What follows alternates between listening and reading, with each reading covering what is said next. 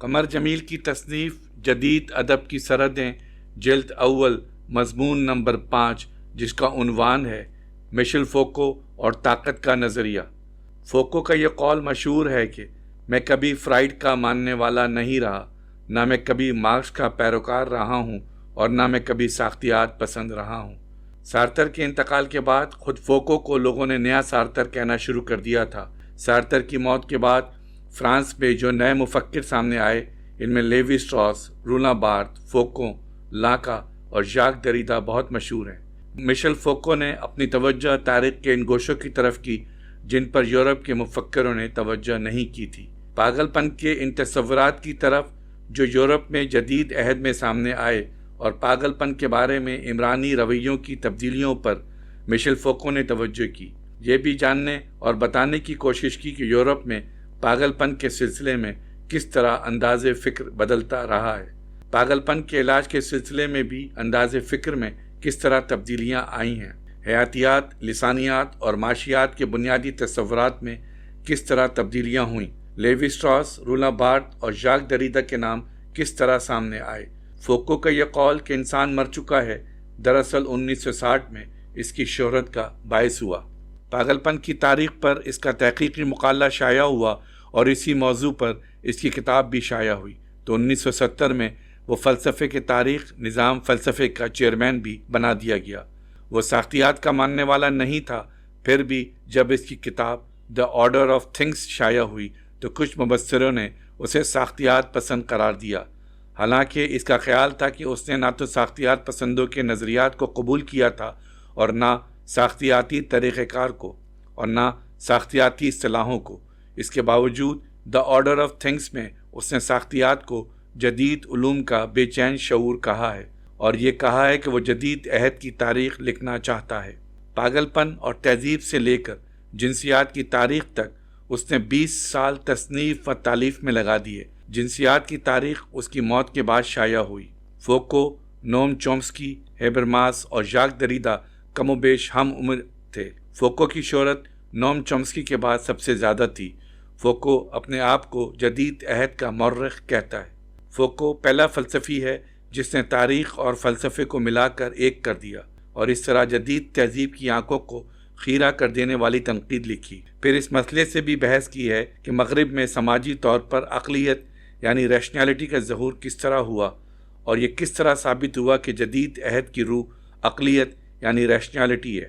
فوکو نے بتایا کہ جدید فلسفہ اس مسئلے میں بنیادی دلچسپی رکھتا ہے کہ عقل کا ظہور کس طرح معاشرے میں پختگی تک پہنچا، یعنی سائنس، ٹیکنالوجی اور سیاسی تنظیم میں عقل کس طرح پختگی تک پہنچی۔ کانٹ کا یہ سوال بنیادی اہمیت رکھتا ہے کہ روشن خیالی سے کیا مراد ہے۔ فوکو نے بتایا کہ کانٹ کے سوال کا مطلب یہ ہے کہ کانٹ کے زمانے سے اب تک سائنس کی تاریخ کیا ہے۔ جرمنی میں میکس ویبر سے ہابرماس تک سماجی طور پر عقلیت کا مطلب کیا ہے۔ ڈیکارٹ سے ہیگل تک بنیادی سوال یہی رہا ہے کہ کس طرح انسانی فکر کو ماورائی نرگسیت سے نجات دلائی جائے۔ اقتدار کا راستہ خود فرد کے جسم کی اپنی قوت مہیا کرتی ہے۔ جسم پر جو قوت حکمراں ہوتی ہے اس کی مخالفت بھی خود خواہش اور ارادے کی قوت کرتی ہے اور یہی قوت اس کے نزدیک سارے انقلابات کا ماخذ ہے۔ فوکو کا خیال ہے کہ انسان کی جنسی جبلتوں کے بارے میں کوئی چیز بنیادی اور حتمی انداز میں نہیں کہی جا سکتی۔ فرائیڈ بچے کی جنسیت کے بارے میں تفصیلی انداز میں بات کرتا ہے، لیکن بچے کی جنسیت کا ذکر سب سے پہلے 18ویں صدی عیسوی میں کیا گیا تھا۔ چنانچہ بچوں سے استمنا بالید کو ختم کرانے کی بڑی کوششیں کی گئیں، لیکن اسکول کے بچوں سے استمنا بالید ختم نہیں ہو سکا بلکہ اس کی شدت اور بھی بڑھ گئی۔ جنسیت پر بحث مباحثے، اس کے تجزیے اور اسے کنٹرول کرنے کی خواہش سے فرد کی اپنے جسم پر قابو پانے کی خواہش اور بڑھ گئی۔ یورپ کا معاشرہ سچ بولنے کی خواہش میں قدیم کیتھولک اعترافات کے زمانے ہی سے گرفتار ہے اور پچھلے 300 سال میں جنس کے بارے میں گفتگو میں اضافہ ہی ہوتا رہا ہے، اور جس پر یہ ساری گفتگو چاہے جنس کے خلاف ہی کیوں نہ ہو، اس سے جنس کا خیال یورپ کے ذہنوں پر چھاتا ہی چلا جا رہا ہے۔ یورپ میں زندگی کے جتنے بھی معنی ہیں ان کا ماخذ جنس ہے اور فوکو کے خیال میں یہی زندگی کی سب سے بڑی سچائی ہے۔ فوکو کہتا ہے کہ اب یورپ کے لوگ جنس کے خواہش مند رہتے ہیں، ایک ایسی چیز کی طرح جو حقیقتاً خواہش کے لائق ہے۔ اب 19ویں اور 20ویں صدی میں حیاتیات اور عضویات کی مدد سے جنس کے معاملے میں بھی اصول اور معیار متعین کر لیے گئے ہیں۔ یورپ کے ماہرین نفسیات نے اور خود یورپ کے معاشرے نے بھی جنسی کجروی کو گناہ کے تصور سے آزاد کر کے اسے ایب نارمل یا مریضانہ قرار دے دیا، لیکن خود فرائیڈ نے اس قسم کی کوئی تقسیم جو نارمل یا ایب نارمل کی بنیاد پر کی گئی ہو قبول نہیں کی۔ نارمل انسان کا جو تصور یورپ میں رائج ہے، اس کی بجائے فوکو نے مشرق کا وہ انداز فکر جو جنس کو محبت کی آرٹ کا ایک مظہر سمجھتا ہے زیادہ قابل قبول بتایا ہے، اور اسے وہ صرف مسرت برائے مسرت کا اصول جانتا ہے۔ اس تصور میں جنسیت بھی محبت کا ایک آرٹ ہے، ایک طرح کا کھیل، تخلیقیت اور تصنع سے بھرپور۔ فوکو کہتا ہے کہ جسم کی طاقت کو لذت کی تلاش کے زاویے سے دیکھنا چاہیے، چونکہ سیاست کا انحصار معلومات پر نہیں، خواہشات پر ہوتا ہے۔ سیاست میں بھی یہی عملی ایکشن جسم ہی سے لیا جاتا ہے، مثلا مظاہروں میں یا طبعی مقابلوں میں، یعنی فزیکل کنفرنیشن میں۔ فوکو دراصل فرانس میں جو طالب علموں کا انقلاب 1968 میں آیا تھا اس سے بہت متاثر ہوا تھا۔ فوکو کہتا ہے کہ انسان کے اندر بہت اشتعال انگیز لامحاتی رد عمل اور غیر مسلسل توانائی ہوتی ہے۔ فوکو کے افکار سے ظاہر ہوتا ہے کہ فوکو کو نیٹشے سے بہت متاثر تھا، چنانچہ وہ کہتا ہے کہ ہر عہد میں اقتدار یا قوت ہی طے کرتی ہے کہ علم کس چیز کو کہتے ہیں۔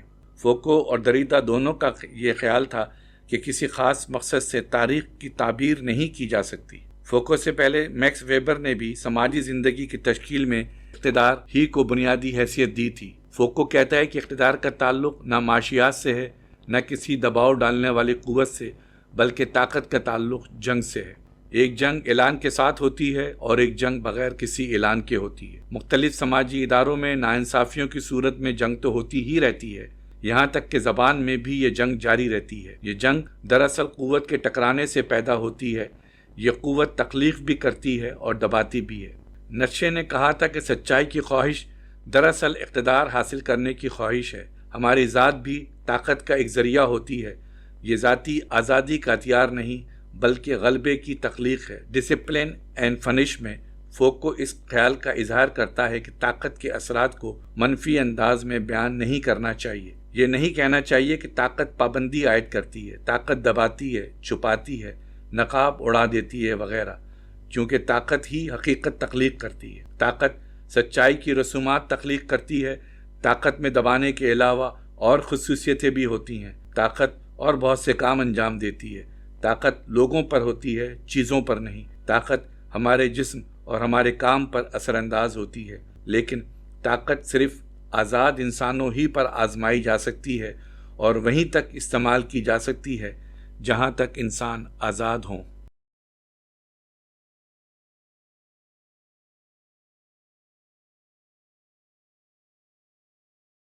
ہماری ویڈیوز کو لائک اور شیئر ضرور کریں، اور اگر آپ اس چینل کے سبسکرائبر ہیں تو ہماری طرف سے شکریہ قبول فرمائیں، اور اگر آپ نے اب تک سبسکرائب نہیں کیا تو اس چینل کو فوراً سبسکرائب کر لیں اور بیل آئیکن سے notification for all per click کریں تاکہ آئندہ آنے والی ہر نئی ویڈیو آپ کو مل سکے۔ شکریہ۔